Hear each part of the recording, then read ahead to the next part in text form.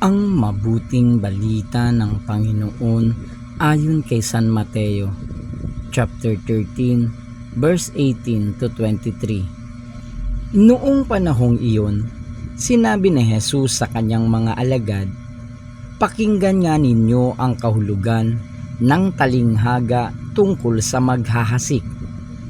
Ang mga nakikinig ng salita tungkol sa paghahari ng Diyos ngunit hindi nakauunawa nito ay katulad ng mga binhing nahasik sa tabi ng daan. Dumating ang masama at inagaw ang nahasik sa kanilang puso.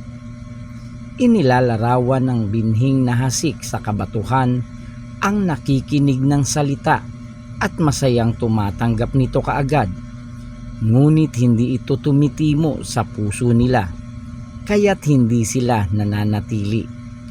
Pagdating ng mga kapighatian o pag-uusig dahil sa salita, agad silang nanlalamig.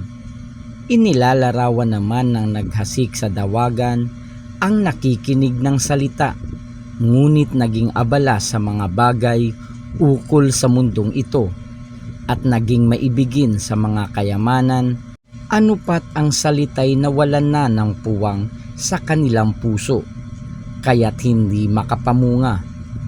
At inilalarawan ng naghasik sa matabang lupa ang mga nakikinig ng salita at nakauunawa nito. Sila'y namumunga, may tig sa 100, may tig 60, at may tig 30. Ang mabuting balita ng Panginoon. Pinupuri ka namin, Panginoong Hesukristo.